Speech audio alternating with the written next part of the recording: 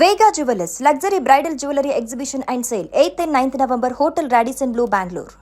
తెలంగాణలోని చేవెళ్ల సమీపంలోని మేర్జాగూడలో జరిగినటువంటి టిప్పర్ బస్సు ప్రమాదంలో 19 మంది చనిపోయారు. అందులో ఆర్టీసీ బస్సు డ్రైవర్ దస్తగిరి కూడా చనిపోయారు. గతంలో అయినా ఇదే ఆర్టీసీ బస్సుకు సంబంధించినటువంటి ప్రమాదంలో చాలామంది ప్రయాణికులను తన చాకచక్యంతో అప్రమత్తతో కాపాడారు. కానీ దురదృష్టవశాత్తు ఆయన ఈ ప్రమాదంలో ఇప్పుడు ప్రాణాలను పోగొట్టుకున్నారు. అయితే దస్తగిరి మృతి చెందడంతో వారి కుటుంబం ప్రస్తుతం చాలా ఇబ్బందులు పడుతున్నారు. ఒక రకంగా చెప్పాలంటే ఈ కుటుంబం ప్రస్తుతం వీధిన పడినటువంటి పరిస్థితిగా మారిపోయింది. ప్రస్తుతం ఈ విషయం గురించి మాట్లాడడానికి, వాళ్ళ కష్టాల గురించి చెప్పడానికి, అలాగే దస్తగిరి ఏం చెప్పి ఇంట్లో నుంచి బయలుదేరాడు, ఇప్పుడు ఆయన మృతితో ఆ కుటుంబం పరిస్థితి ఎలా మారిందో దస్తగిరి భార్య పిల్లలతో మాట్లాడే ప్రయత్నం చేద్దాం. మా నమస్తే అమ్మా. నమస్తే సార్. మా దస్తగిరి ఎప్పుడు బయలుదేరాడు ఇంటి నుంచి? సో ఈ విషయం మీకు ఎప్పుడు తెలిసింది?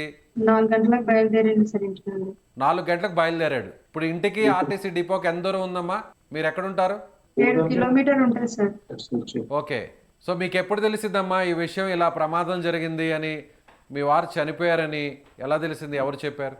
వాళ్ళ దోస్తు ఉండే సార్, వాళ్ళ దోస్తు చెప్పిన ఇంటికి వచ్చేసి చెప్పింది సార్, అప్పుడు తెలిసింది సార్ మాకు. ఆయన చాలా జాగ్రత్తగా ఉండేవాడా డ్రైవింగ్లో?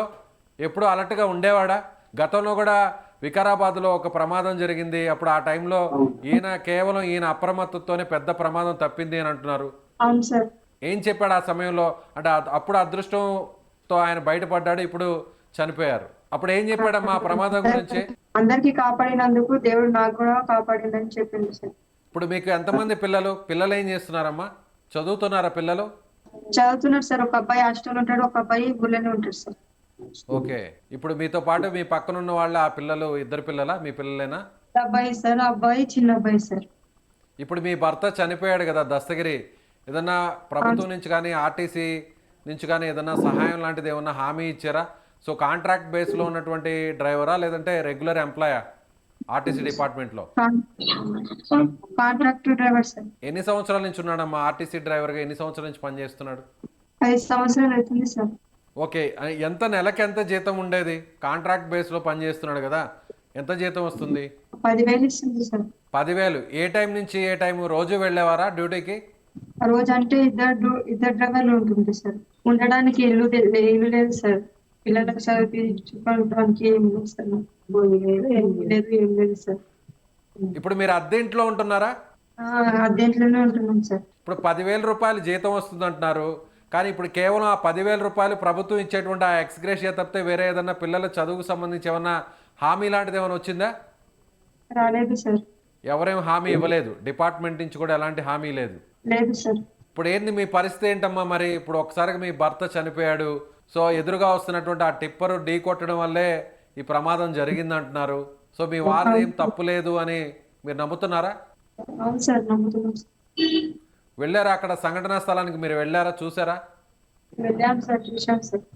అది చూసినప్పుడు ఏమనిపించిందమ్మా? ఒక్కసారిగా రోజు ఇలా ఎంతోమంది వందల మందిని ప్రయాణికుల్ని గమ్యానికి చేరుస్తుంటాడు, 10 సంవత్సరాల నుంచి పనిచేస్తున్నాడు. కానీ ఈరోజు ఒక్కసారిగా ఇలా జరగడం, తనతో పాటు 19 మంది మొత్తం చనిపోవడం చాలా ఘోరంగా అనిపించింది సార్. అక్కడికి వెళ్ళి చూసాం కదా సార్, చిన్న పిల్లలు గనంగా ఉంది కదా సార్ దాంతో పాటు. ఇలా జరుగుద్దని ఏమన్నా ఎప్పుడన్నా ఊహించారా? ఇలాంటి సడన్ గా ప్రమాదం జరుగుతుంది, మీ భర్త మీ నుంచి దూరం అవుతారని కానీ? ఇట్లా అనుకోలేను సార్, ఇట్లా జరుగుతుందని ఊహించుకోలేను సార్. నేను మంచిగా వస్తారని అనుకున్నాను సార్, ఇలా జరుగుతుందని అనుకోలేదు సార్. సో అందరితో బాగుండేవాళ్ళ, మంచిగా ఉండేవాళ్ళ దస్తగిరి?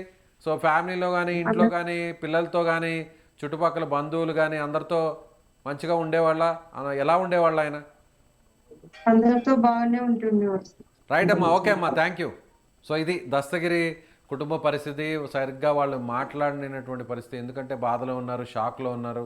ఇంతకీ అసలు ఏం జరిగిందో కూడా చెప్పలేనటువంటి దీనస్థితిలో ఉన్నారు. కేవలం 10,000 రూపాయల జీతం మాత్రమే వస్తుంది, అది కూడా సో రెగ్యులర్గా ఉన్నటువంటి డ్రైవర్ జాబ్ కాదు, ఒక హైర్ బస్సు, అందులో అది ప్రైవేట్ బస్సు.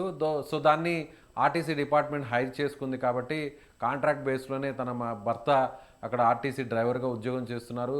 సో ఇప్పుడు ఆయన చనిపోవడంతో ప్రభుత్వం నుంచి వచ్చినటువంటి ఎక్స్గ్రేషియా మాత్రమే. సో ఇక పిల్లల చదువు ఇదంతా కూడా భవిష్యత్తు అంతా కూడా ఒక రకంగా అంధకారంగా మారిపోయింది. సో ఎవరైనా దాతలు ముందుకు వచ్చి సహాయం చేయాలని ఆమె కోరుతుంది. దస్తగిరి కుటుంబం వేడుకుంటుంది.